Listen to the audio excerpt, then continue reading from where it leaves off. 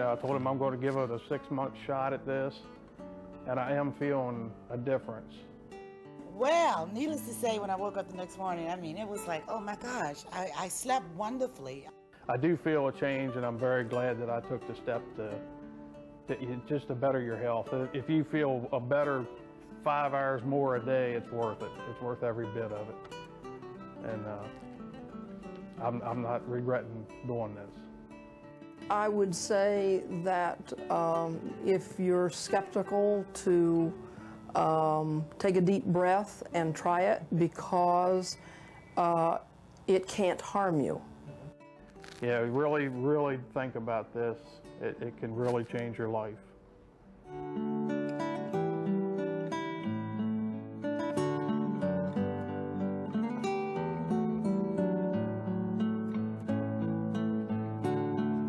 First of all, let me introduce myself. My name is Dr. Doug Beech, and you've all heard from me one way or the other, either by phone or by mail or something, or met me.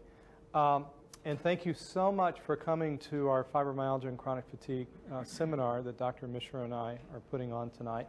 And this is Dr. Mishra. I'm sure you've all figured that out. And what we wanted to do tonight is to spend, it's about 7:30 now. I was going to let Dr. Mishra talk first and explain to you about fibromyalgia from an Ayurvedic perspective, which is a little different than I think we get from Western medicine, but is extremely valid. And we know this because when we treat people, they get better. And I would like for him to explain that, and then I'm going to talk a little bit about the program. Not everybody, some of you have met me and we've gone through what the program is for the treatment protocol for fibromyalgia and chronic fatigue, but some of you haven't, and I want to review that and give you some information, and then we'll spend maybe 15 minutes or so taking questions. And we want to answer all your questions tonight and make sure that we've satisfied all that. So I'll go ahead and leave it to Dr. Mishra, and thank you very much.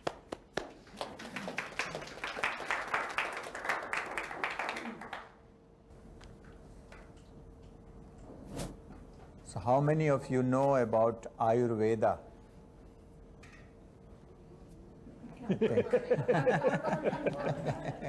Good. Let me give you a little brief introduction of Ayurveda.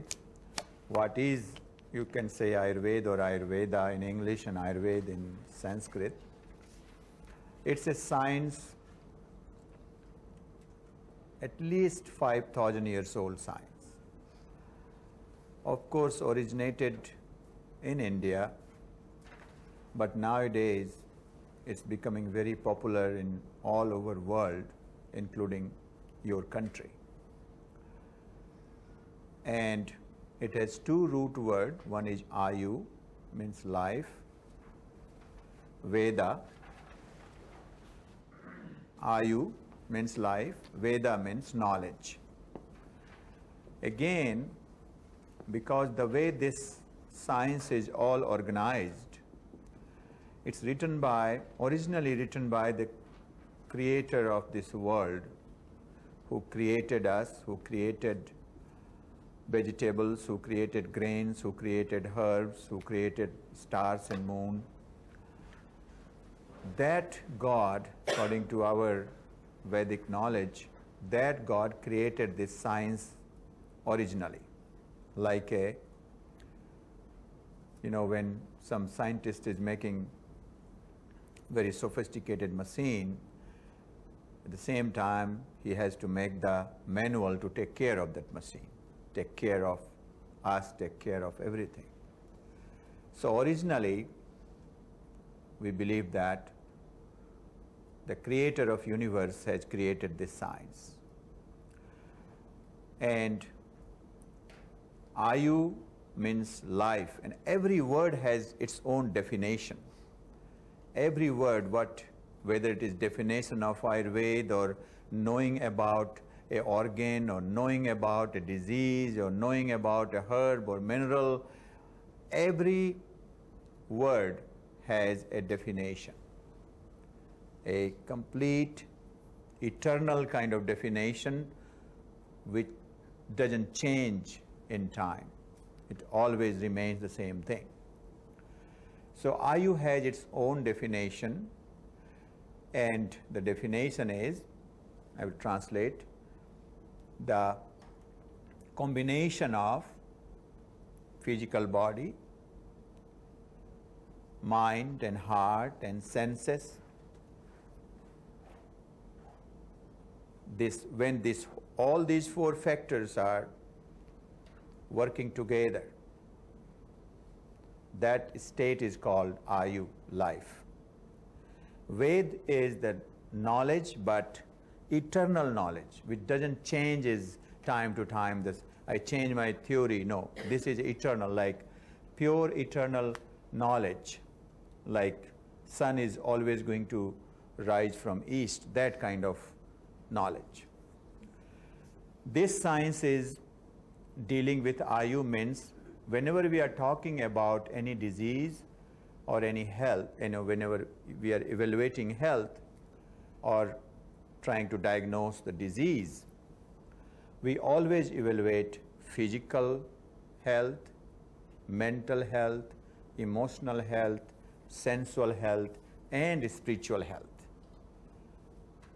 I will not go in that detail of definition of health, but in nutshell, I want to tell you that whenever we are seeing any individual, first we analyze that individual, that particular individuals, before even talking about disease, before about thinking about disease. First we analyze that individual, that individual's physical health.